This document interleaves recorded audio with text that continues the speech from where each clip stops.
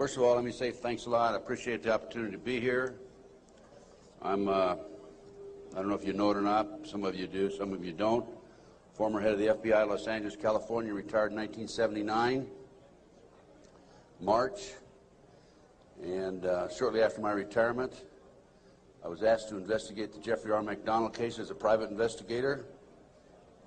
He's a former Green Beret doctor who was convicted of murdering his wife and 2 children in Fort Bragg, North Carolina, February 17, 1970. It's a long story. I put in about 2,000 hours on the case. When the case first began, my investigation first began, I told Dr. McDonald that I would investigate the matter for him. He had just been convicted and was sentenced to 3 consecutive life sentences. I think I'm going to sneeze. I didn't make it. Okay. 3 consecutive life sentences. I told him if I found out that he was guilty, I would no longer be on the case. I would drop my investigation. Much to my surprise, from the evidence that I read, information that I developed over a period of several years, I've established beyond any question of a doubt that this man is absolutely innocent. And on October 25, 1980, I obtained a signed confession from Helena Stokely, the girl in the floppy hat, if you know the case. By the way, there was a best-selling book, Fatal Vision, and a movie out on this. And the girl in the floppy hat said that Dr. McDonald did not commit those crimes. They were committed by my satanic cult group. And it was my initiation into the cult that night. And she gave me detailed information about the movement within the house that night, who did what. And I said to her, Helena, how do I know you're telling me the truth? And so one of the questions I asked her, there's a whole series of questions I asked her, and this is on audio video in some instances, the video, but always on audio. She said, I said, Helena, tell me about describe the jewelry box on the dresser in the master bedroom. And she described it right to a T. And just to make sure, I went down to Sears Roebuck and got a catalog and brought it back. And I said, Helena, pick out the jewelry box in this catalog that was on the dresser. She picked out the jewelry box. It matched. Also, she told me that she attempted to ride a rocking horse in the child's bedroom that night. But she couldn't ride it because the spring was broken. The only way she could have known that spring was broken was to have been there the night of the murders, February 17, 1970. So anyway, I submitted a 1,200-plus page report, actually 1,100-plus page, almost 1,200 pages, in March of 1981 to the FBI, Judge Webster, with a personal letter. He was director of the FBI. And I said, Judge, I believe this man is innocent, and he'd run out of money, and, you know, I continued to work it as I usually do. And I think that the FBI should continue along the lines of my investigation. And much to my surprise, I started receiving, by the way, it also went to the FBI and to the U.S. Department of Justice, the Solicitor General's office. And much to my surprise, my witnesses, my 19 new witnesses, including Helena Stokely, started calling me and saying, hey, Ted, the FBI has interviewed me. They're trying to get me to recant. And I'm saying to myself, that isn't the responsibility of the FBI. The FBI is supposed to gather information, not destroy it. And that was my first clue that we had a serious problem in that case. And then I continued on, and I had a number of other cases that I handled privately. And in each instance, I noticed evidence was lost, destroyed, stolen. I noticed that there were strong indications of corruption. So I asked myself, now what's going on here?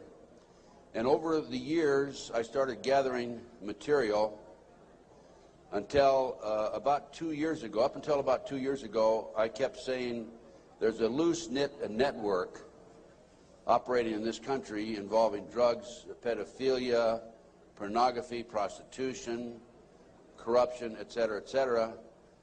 2 years ago, from my research, I'm convinced it's much more serious than that. It's more than a loose-knit network. It is a conspiracy. And you know how the news media comes after us and we use the word C, conspiracy, that C word, well, they can come after me all they like, because I guarantee you right here and now we do have a conspiracy, and I'm going to prove it to you here today. Now, one of the things that convinced me and really got me started in this regard, by the way, this conspiracy involves pornography, drugs, corruption, involves pedophilia, involves organized child kidnapping rings, the Finders out of Washington, D.C., CIA cover, covert operation, involved in the international trafficking of children, terrorism, bank accounts, and it goes on and on. By the way, I strongly urge you to go to my booth after this lecture and get my research, my book and my research on missing children. We're going to go into that a little bit in the lecture. But my Missing Children lecture documents that the Finders, an organization in Washington, D.C., this CIA front. It's a covert operation. They're involved in the international trafficking of children. And I have a U.S. Customs report, official U.S. Customs report, in my book on the missing children. So I urge you to get it. It's only $10. Now, if you buy any of my products, any of my research, I beg of you, I don't want you to buy it unless you make a half a dozen copies and send it to your friends, okay? The name of the game with me is not copyright. I could care less about copyright. The name of the game is education, education, education. We need to know what's going on in this country today. So any of my research that you buy, please make copies and get them out to your friends. That's what it's all about. After one of my lectures, here's about 2 years ago, this is why I changed my mind from and using the word loose-knit network to conspiracy. After one of my lectures, a gentleman came up and gave me a book. He said, Ted, in fact, that lecture was specifically on the McDonald case. Ted, here's what it's all about. Take this book and read it. And this is the book, folks. It's called Pawns in the Game. Now, if you don't know this book, you don't know of it, I urge you to buy it. I've been trying to buy it, but I noticed that one of the vendors out here has it. And please, go get the copy of this book. I forget which vendor has it. Go get this book when it's over and order some more copies. I'm going to order some myself and start selling them in my flyer. Anyway, it's called Pawns in the Game, and it's by William Guy Carr. William Guy Carr had the same problem I did. He wanted to know what's going on in America and around the world. He was a Canadian, however. And as a result of his research, he wrote this book. So we have the Illuminati.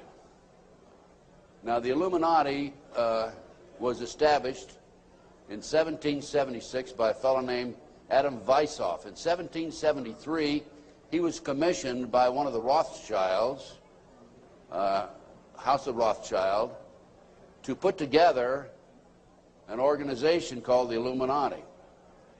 And he culminated his work in May the 1st, 1776. If you'll notice, that's a communist holiday. And we're going to have to move along pretty fast. This is actually a 4-hour lecture I'm going to give you today. We're going to do it in probably an hour and 15, 20 minutes. But some of his goals, and the goals that he was commissioned to set up, there were 25 of them. And here they are right here. Here's the beginning of it right here.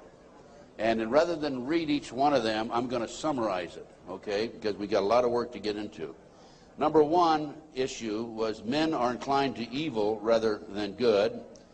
Number two goal and issue was to preach liberalism. Number three, use the ideas of freedom to bring about class wars. That's what we're doing today. Number four, any and all means should be used to reach our goals as they are justified, any and all means. Number five, their rights lie in force. We're talking about the Illuminati rights lie in force. Number six, the power of our resources must remain invisible until the very moment when it has gained the strength that no cunning or force can undermine it. And if you will notice, it's been a very Very few people know about the Illuminati, so they have maintained their invisibility until most recently. Number 7, advocated mob psychology to obtain control of the masses. Number 8, use alcohol, drugs, moral corruption, and all forms of vice to systematically corrupt the youth of the nation. I mean, I don't need to document that one. How about South Central LA, CIA drug operations coming in there? How about Mena, Arkansas? Drugs coming into this country, arms and munitions going out. If you don't believe me, talk to Terry Reid, talk to Chip Tatum, talk to some of these other individuals who I know, personally know. During the recent, last fall actually, drug hearings by Mr. Arlen Specter, Senator Arlen Specter, one of the big phonies of Washington, D.C., the magic bullet theorist, I watched those hearings, and I couldn't believe the mamby-pamby, weak witnesses he brought forward, people that really had no direct knowledge of the drug operation. And that hearing was about bringing drugs into South Central LA by the CIA. I sent him a list of 16 names of people who had personal, direct knowledge of drugs being brought into this country by the CIA. Never heard another word. None of those people ever appeared as witnesses. I might also mention in Oklahoma City, I sent my report, copy my report back to the committee. I sent them a fax and said I had information which would be vital to your investigation of the Oklahoma City bombing. That report, by the way, is also available to you. I urge you to buy it. Never received a response. Number 9, seize property by any means. We're seeing that on a daily basis. Farmers, businessmen, people who are arrested on nebulous charges, their property's being taken away from them. Here's an example right here. This lady right here, she lost everything. Everything. They've come out and raided her house twice, Linda. Twice, Linda. This lady had a house that she bought before her marriage. It was in her name, and they seized it. She no longer has that house. Number 10, deal with the use of slogans such as equity, liberty, fraternity into the mouths of the masses in psychological warfare. Boy, if that isn't Bill Clinton, I never saw it, never heard it before. That man is unbelievable. As former Congressman Dennemeyer describes him, he's a draft-dodging, womanizing, pathological liar, and he certainly fits into item number 10. Number 11 dealt with war, number 11 theory and goal. In 1773, Adam Weishaupt set down policies that were publicly announced in 1939, folks. 1773, publicly announced 1939 by Britain and the United States. And the war should be directed so that the nations on both sides are placed further in debt and peace conferences conducted so neither combatants obtain territorial rights. Yalta. Perfect example. Stalin, Roosevelt, Winston Churchill after World War II. Number 12, told those present that they must use their wealth to have candidates chosen to public office who would be obedient to their demands and would be used as pawns in the game by the men behind the scenes. The advisors will have been bred, reared, and trained from childhood to rule the affairs of the world. We have that today without any question, the men behind the scenes. Number 13, control the press. If you heard my lecture yesterday on Oklahoma City, I documented that the mainstream media is being controlled by the big power people, by the phony politicians, by the bureaucrats, without any question about it. Information in the media, I have an itchy nose today. Maybe I'm going to kiss a fool or something, okay? We have a documentation of that, and I have that in some of my lecture material out here and also my books. Number 14, their agenteurs will come forward after fomenting traumatic situations and appear to be the saviors of the masses when they are actually interested in just the opposite, the killing of the masses. The riots in Watts, the riots in South Central LA, folks. Number 15, create industrial depression and financial panic, unemployment, hunger, shortage of food, use this to control the masses or the mobs and use the mobs to wipe out all those who dare to stand in the way. Well, I'll tell you right now, every expert I've talked to is talking about food shortage. And it's coming, I'm convinced. And we also know about the market crashing here in October. I had a market specialist on my radio talk show, and if you don't listen to my show, I urge you to, because it's a real good, solid education for you. Just this week, George Green, he was also on my show on October the 6th. George told us on October the 6th there would be a crash of the market in October. It came. Now he told us this week there will be another crash, and it'll drop, he thinks, 2,000 points. We'll see what happens. I hope it isn't true. Number 15, create industrial depression and financial panics, unemployment. I've already covered that. Number 16, infiltrate into the secret Freemasonry to be used for their purposes. That's been documented many times. Number 17, expound the value of systematic deception. Use high-sounding slogans and phrases and advocate lavish promises to the masses, even though they cannot be kept. Again, Bill Clinton. George Bush was good at that too, by the way. What's the difference between the Republicans and the Democrats high up? Nothing. Zero. You know, Mr. A, who has a booth next to mine, mysterious Mr. A, he talks about subliminal messages. If you look at the logo of the Republican Party, you know the elephant with the 3 stars across the top? Well, if you look at it today compared to 2 years ago, the stars have been inverted. The point used to be at the top 2 years ago. Now the point's at the bottom. Satanic, folks. I can't say for sure, but that's a subliminal message. Inverted stars. Number 18, detailed plans for resolution. Discuss the art of street fighting, which is necessary to bring the population to a speedy subjection. Number 19, use their agentures as advisors behind the scenes after wars through secret diplomacy to gain control. Number 20, establish huge monopolies toward world government control. We're seeing that today, the huge monopolies. Number 21, use high taxes and unfair competition to bring about economic ruin by controlling raw materials, organize agitation among the workers, and subsidizing competitors. GATT, NAFTA. Number 22, build up armaments with police and soldiers sufficient to protect our interests. A few years ago, we had 11 federal agencies that were authorized to carry sidearms, firearms. Now we have 39. Number 23, members and leaders of the one world government would be appointed by the director. Okay, Presidential Directive 25 allows the president, by the way, this is classified, secret, not available to the general public, allows and orders that the President of the United States, in the event of a conflict or a crisis in this country, transfers the power, his powers, over to the Secretary General of the United Nations. Number 24, infiltrate into all classes and levels of society, of government, for the purpose of fooling, bemusing, and corrupting the youth members of society by teaching them theories and principles that we know to be false.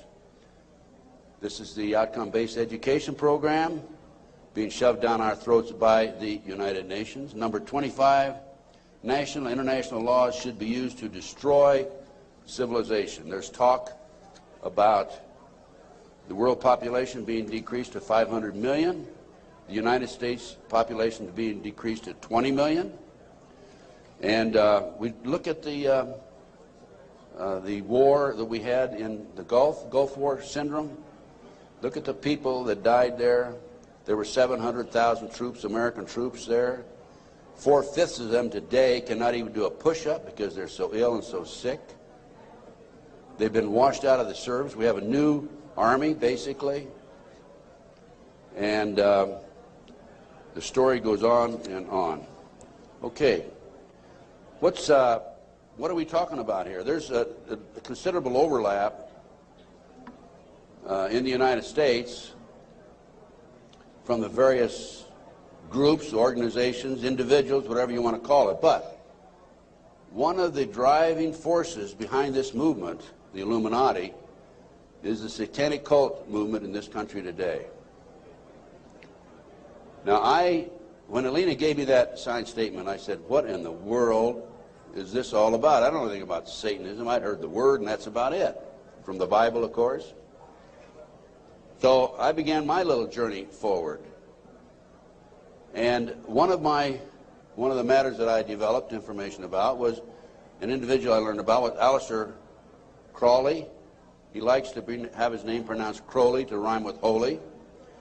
And the Satanists today, and for the number of years in the past, have basically used his philosophy and his writings as a guide. And so let's talk about some of his writings and teachings. And here we have Of the Bloody Sacrifice.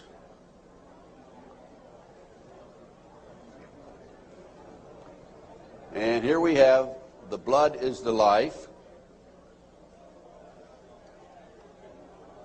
And here on page 94 of his book, it would be unwise to condemn as irrational the practice of those savages who tear the heart and liver from an adversary and devour them while yet warm. In any case, it was the theory of the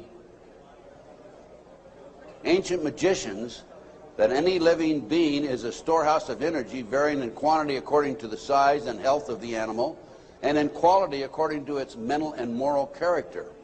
At the death of the animal, this energy is liberated suddenly. The animal should therefore be killed within the circle. We're talking about the satanic circle, or the triangle, as the base may be, so that its energy cannot escape. An animal should be selected whose nature accords that with that of the ceremony. Thus, by sacrificing a female lamb, one would not obtain any appreciative quantity of the fierce energy useful to a magician who was invoking Mars. In such a case, a ram would be more suitable, and this ram should be virgin. The whole potential of its original total energy should not have been diminished in any ways. And now listen to this sentence, folks, closely. For the highest spiritual working, one must accordingly choose that victim which contains the greatest and purest force. A male child of perfect innocence and high intelligence is the most satisfactory and suitable system. We're talking about human sacrifices. There are, in my estimation, over 3 million practicing Satanists in America today. Now, how did I come up with those figures? I have informants.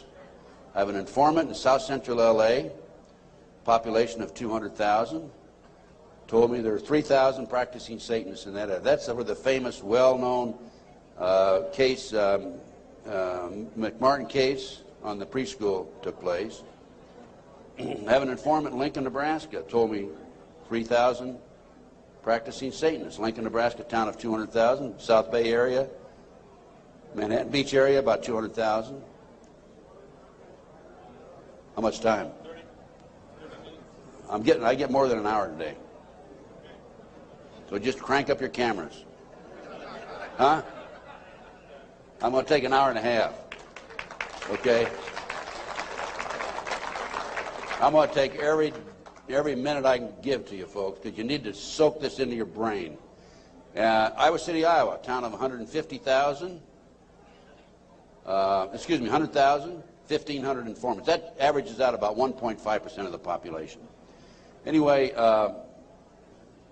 this is, we're talking about human sacrifice. About 50 to 60,000 individuals are sacrificed every year. There are 8 basic satanic holidays. There are other holidays for the various covens, but there are 8 basic ones that they all honor. Now, one of the practices, this is another book of Aleister Crowley. One of the theories, we talked about human sacrifice, okay, there it is, right in their book. I mean, I didn't invent that. That's there. Another aspect of their religion, if you want to call it religion. By the way, the federal government does recognize the satanic movement as a religion. Yet in Linda's case, the word Satanism was brought up by her husband's defense attorney. They sealed the records, have not made it available, and when she writes to her children and says, believe in God, she gets a letter back from these people saying, you can't mention God in your letter to your children. That's just an example, okay? Okay, we're talking here about the 666. That's the beast. That's Aleister Crowley himself. Moreover, the beast 666 advises that all children shall be accustomed from infancy to witness every type of sexual act, as also the process of birth, lest falsehood fog and mystery stupefy their minds, whose error else might thwart and misdirect the growth of their subconscious system of self-symbolism. What we're talking about there is children from birth being exposed to sex. These people, the satanic movement in the world, has set up preschools throughout the world for the purpose of getting their hands on our children. The parents drop them off at 9 in the morning, come back and pick them up at 4, 3, 4, 5 at night. In the meantime, in many of these preschools, the children are exposed to sex from the time of birth. In Linda Wiegand's case, it's exactly what happened. These children have been exposed to sex from the time that her ex-husband got his hands on those babies right up to the present time. And I have a page missing, and I'll have to dig that one up some. I don't know what happened to that page. Maybe the Satanist got it. It may therefore be considered improper as a general rule for your sexual gratification to destroy, deform, or displease any other star. Mutual consent to the act is the condition thereof. It must, of course, be understood that such consent, and we're talking about sex now, is not always explicit. There are cases where seduction or rape may be emancipation or initiation to another. Such acts can only be judged by the result. What they're saying is, it's all right to rape somebody. I mean, if they don't consent, it's all right to rape them because it's for the cause. Let's talk about the McMartin case. In April 1985, authorities went to the McMartin case and looked for tunnels under the school. The children had said that they were taken into tunnels under the school. There was a chamber down there. They were sexually molested. That involved ceremonies, adults with robes, candles, chanting. Adults had no clothes on under their robes.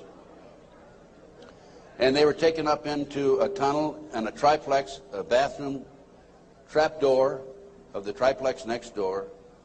They were taken out in automobiles. We're talking about 2, 3, 4-year-old children, folks, and prostituted in the community. The authorities received this complaint in 1983. They began their investigation.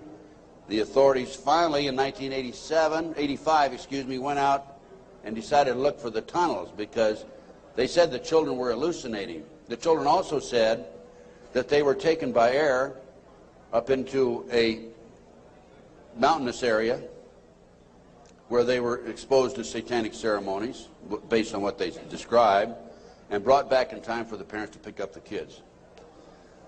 So the authorities didn't find anything. Well, I'll tell you what, in the spring of 1993, I heard that the property of the McMartin School had been sold from the McMartin family to the defense attorney, actually given to him. He didn't make enough off the county. His bill was only $3 million. And from there, he said he was broke and he sold it to a contractor. The contractor was going to build an office building on the space. And I heard that the contractor had this property, and so I went out and contacted him. And I said, dear sir, I would like to have access to that property. He said, I'll give you 2 weeks. I signed a contract, assumed liability, and along with some of the parents, we hired an archaeologist from UCLA, Dr. Gary Stickle, knowing full well that I'm not qualified to say there's tunnels under there, even if I found them. And we began our dig. At the end of 2 weeks, I had to stall, because Dr. Stickle was not quite ready to admit there were tunnels. It took us 34 days. At noon the 34th day, with the bulldozers, with their motors running, ready to knock the building down, he was going to knock the building down and then build this office building, Dr. Stickle said, you know, I can say without any question right now, there have been tunnels under the school. They were filled in. Now, I'm going to show you the documentation on the tunnels. This is it. No, keep it there. Keep that there. This is the what we found. This is a preliminary report. I have a 186-page scientific report available to you out here if you're interested, by the way. We found a 9-foot wide subterranean entrance under the west wall of dog room. There were 4 classrooms. That was Ray Bucky's room. By the way, Virginia McMartin and Ray Bucky were tried. Virginia, the grandmother, was acquitted. Ray had a hung jury. And we found these tunnels in the middle of the second trial of Ray Bucky. They could have been used to convict him. We called the prosecutor. He sent his investigator out, Mr. Perez. Mr. Perez told me, I don't want you entering in my conversation with the archaeologist. I said, why? He says, you're too argumentative. And I said, well, okay, you go in and talk. I'll just keep my mouth shut. We went in, he talked, and he argued with the archaeologist. There's an investigator not qualified to talk about tunnels. He said there aren't any tunnels there, and the archaeologist, of course, argued. But anyway, they didn't use that evidence, strong evidence, in the second trial. They ignored it, right in the middle of the second trial. I might mention this. The children identified professional football players, professional baseball players, household name actors, actresses, and the son of the leading politician, not a leading politician, the leading politician in Los Angeles as being perpetrators. Okay, we found an avocado tree root cut on both sides of the entrance, and I'll show you this in just a few minutes. The entrance to the tunnel, as I said, it was 9 feet across the top, and on one side was a live avocado root, on the other side was a dead avocado root. They had to cut that out. We have this, by the way. We found a plastic Disney bag, copyright 1982, about 4.5 feet below the classroom floor, and 3 to 6 inches in from the entrance and under the foundation. Now, the reason that plastic Disney bag is so important is because we think that they filled the tunnel in 1982 when the complaint was initially brought to the attention of the authorities. I said 83 earlier, it's 82 when the complaint was made. And when they filled it in, the plastic Disney bag somehow or other flew in there as they were filling it in and nobody noticed it. Now, who says there is no God, right? What documentation, fantastic documentation, that tunnel, the entrance to that tunnel, this is right at the entrance, was filled in 1982 or sometime subsequent to 1982. Mr. Ken Lanning, the outstanding, know-it-all FBI expert, behavioral science, says that I took that garbage bag in 1993 out of a trash can and placed it there, that I planted evidence. Of course, Mr. Lanning says there's no organized satanic movement in this country today. There's only a few dabblers here and there. Thank you, sir. We have another 3 hours to go. Okay, can you hang in there? Okay, the tunnel proceeded south, then 45 feet through classroom 4 and 3 and north, then 10 feet within the classroom 4. The tunnels were 30 inches wide, 44 to 46 inches deep, with the top of the tunnel 30 inches under the classroom floor. The children were able to walk through it. We're talking about young kids now, right? The adults had to stoop down and walk through it, but they could do it. The tunnels were built in kind of a triangular, or I should say a semicircle type, so that they had natural support, I guess. These people know everything. They are brilliant. The footing between classroom 3 and 4 was arched, where the tunnel passed underneath it, and 12 inches shorter in depth at this location than the same footing 12 feet to the north. I'll show you that in just a minute. That's significant because the arch was where the tunnel went, and it was arched in that particular location, whereas 12 feet away it was 12 inches longer or thicker. Footing between, let's see, there were 4 large upright containers were found in the tunnel under the arch, obviously hand-placed. A 9-foot wide chamber was found along the tunnel across classroom 4. The top of the chamber and the top of sections of the tunnel had layers of plywood covered with tar paper, which had apparently been supported by cinder blocks and 2x2 and 2x4 wooden posts found underneath. Tunnel features made it evident that the tunnels had been hand-dug. The 7-foot tunnel extended into the triplex next door. Tunnel extended from the bathrooms off the office and classroom 1 to the front yard of the triplex next door. Front yard concealed from the street by a 3-car garage. Children described the entrance and exiting tunnels in the triplex yard exactly where the tunnels and exit were found. A 39 by 41 inch area under a hole cut in this neighbor's bathroom floor had been excavated and subsequently tilled. Now, that was where the kids told us ahead of time that they were taking it up in the trapdoor in this bathroom. And there was a crawl space in the house about like this, and we got one of our skinny archaeologists to go in there, take pictures. The bathtub protruded underneath the floor of the bathroom. There was a bathroom in the back of the same building in another apartment.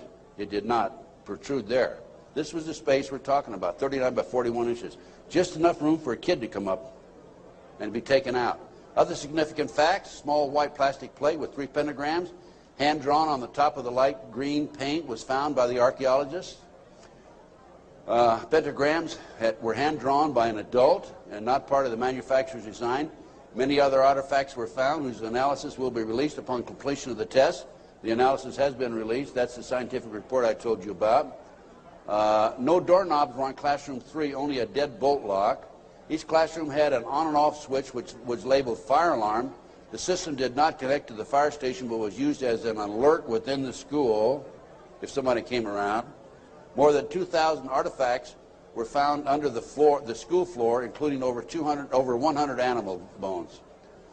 Due to the constraints and time constraints and so forth, we had to discontinue the process on noon the 34th day. By the way, this cost us, a lot of people donated their time.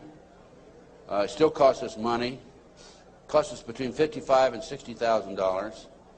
I personally put in $17,000, which I ended up, in many instances, paying over a long-term period payment plan. This is a floor plan of the whole lot.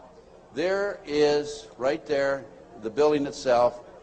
This is the entrance, the concrete slab, a vacant lot there. This is a yard. And here's the avocado tree we're talking about. And here's the entrance right there. Now here is the tunnel. It came in here, extended here, and here's the chamber across here. We think, but didn't have time to explore this, the tunnel went up here. Now we definitely were able to come up with it here, right here, and it came into the bathroom over here. Okay. There's the entrance. It's 9 feet across here. I'll show you a diagram in a few minutes. There's the avocado tree. Those roots are live. Over here we had a dead avocado root. Okay, next. There's a plate that was found in the play yard, buried about 6 inches under the sand, with the pentagram on it. That's right. And here's a diagram of the tunnel. This is the entrance to the tunnel. Now that's the floor, the footing for the classroom 4. Here's the plastic Disney bag, was located right there, partially under the footing and partially out. And this AF means artificial fill. And this was the shape of the entrance. Okay.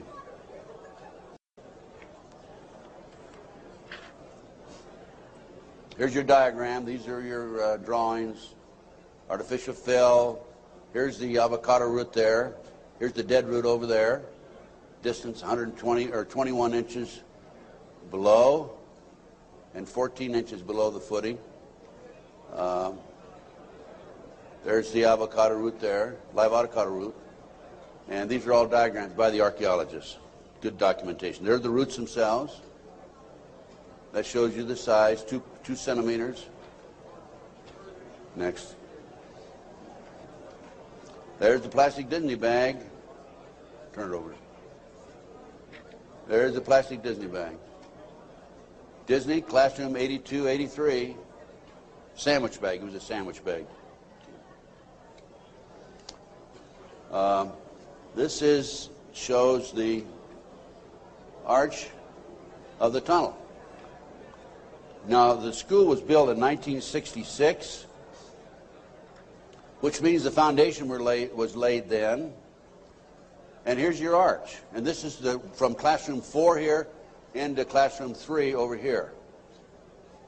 And it was 12 inches higher over to the left. Go ahead.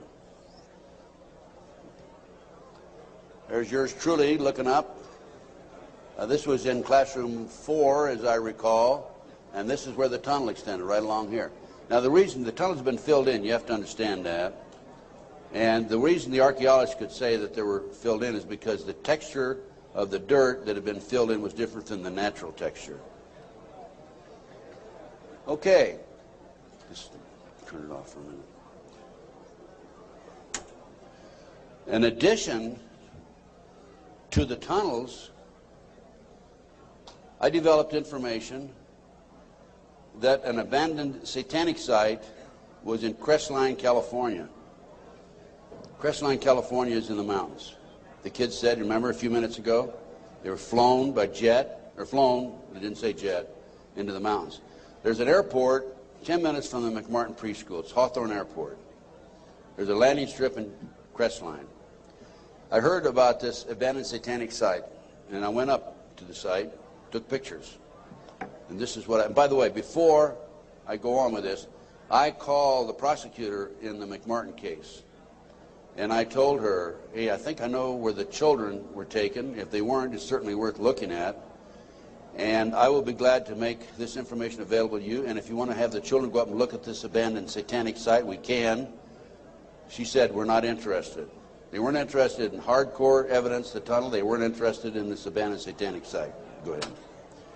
This is what we found. 666, one of the satanic signs. That's a stone on the site. The house had been up here. The day after the McMartin case broke in the news, the house burned to the ground. And it was here. The street's on the other side of the hill. You cannot see the site, this area down in here, from the street. You have to go in, would have to go in through the house and come down. And this, you can see it's quite elaborate. There's my associate, Judy Hansen, who works with me in L.A. And next. This is looking at the opposite direction of the picture we just took. And you can see there's San Bernardino down in there. And you can see that on the side of a mountain like that, nobody's going to find it unless you fly over with a helicopter. That's probably an altar, flattened stone. Also an altar, another altar that had been broken. This is, of course, you recognize the star. Now, this is a satanic symbol. Put the next one up. Hold the first one. There it is right there. Put the first one back on. Now overlay them. Turn it around that way. Okay, any question about that, folks? No. Now let's read what that says. Asmodee, a strong and powerful king, appears with 3 heads, the first like a bull, the second like a man, the third like a ram. He has a serpent's tail, the webbed feet of a goose, and he vomits fire. He rides the infernal dragon, carries lance and pennon, and is the chief of the power of Amaman. He must be invoked, be bareheaded, or otherwise he will deceive. He gives the ring of virtues, teaches arithmetic, geometry, and other handicrafts, answers all questions, makes men invisible, indicates the place of concealed treasures, and guards them if within the domain of the Amaman. Oh, what do we got here? Another satanic symbol. You think that wasn't a satanic site? Overlay it. Okay. Is that it? The other way around, isn't it? Yeah. Flip it around. Okay, there you go. Okay, now let's read what that sign means. That is the seal of Amsmuscale. I guess that. No, that's the wrong one. That's the one before. Belial, a mighty king created next after Lucifer, appears in the form of a beautiful angel seated in a chariot of fire and speaking with a pleasant voice. He fell first amongst the superior angels who went before Michael and other heavenly angels. He distributes preferences of senatorships, causes favors of friends and foes, and gives excellent families. Familiar? He must have offering and sacrifices made to him. Next. And there's another satanic sign. I couldn't make that one out, so I couldn't match it with anything, obviously. Here's some ovens. That was a large circle with a number of signs in it, a lot of writing. We couldn't get up high enough that we could take a good picture of it. Next. And let's put that back a minute. That's another case. Okay, nothing came of that. Nobody was interested in an abandoned satanic site, even though it appears to have been related to the McMartin case. I have to say that I was very disappointed. We gathered this evidence privately. The police don't have the capability of doing so. Too many high-pressure people involved. Too many prominent individuals involved. So that's just an overview of the McMartin case, folks. No question in my mind that it was a satanic operation. And Dr. Roland Summit, UCLA psychiatrist, says, who's done a lot of research in this field also, that there are 50 other preschools in the country where the kids have talked about going down into tunnels. Now, this is another case that I worked out of Philadelphia, similar case to Linda's. And this is the Lou Bear case. Lou called me back in, I guess, the late 80s. And he said that he had gone underground with his children. The great FBI came in with their SWAT team, as they did with Linda, raided his house, grabbed him, put him in jail, took the children, turned them over to his ex-wife, whose boyfriend, according to the children, was sexually molesting them. And Lou said, "What can I do, and how can you help me?" So I was willing to go back and testify for Lou. And one of the matters that I was going to testify about were the drawings by the kids. And it's not a funny thing, but it's an established fact that children who have been sexually molested for some reason or other, when they're 2, 3, 4, 5, 6, 8, 10 years old, whatever, will invariably draw pictures of their activity, of their exposure to these nefarious matters.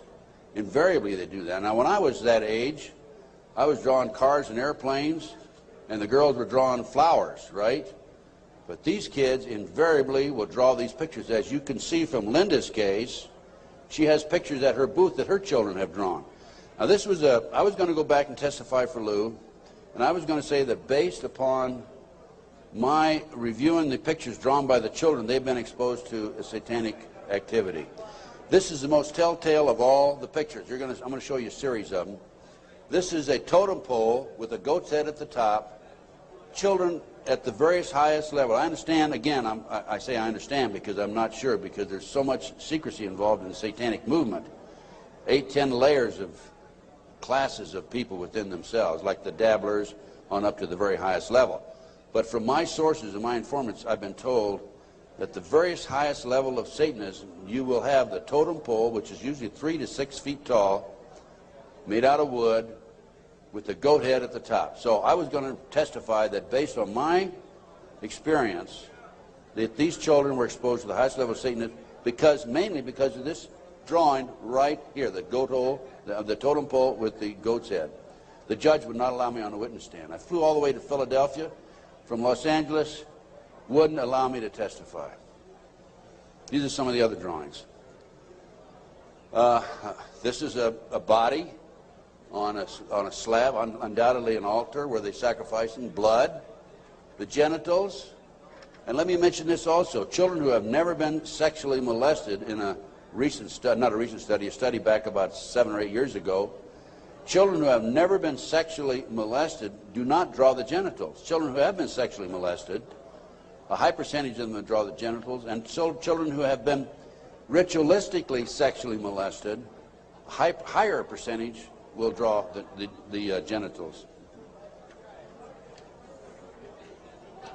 Little Matt Bear drew a picture of people, a fire, a baby being thrown in the fire, human sacrifice, obviously. An altar, bone, liver, blood, kitty. And another ritual ceremony. Here's trees, people, fire. And another, people have no cloth on, he says. Table, knife, devil. Okay, that's the Lou Bear case. Now, I think we're going to we got just a few more minutes, and I want Linda to take the podium, talk about her case.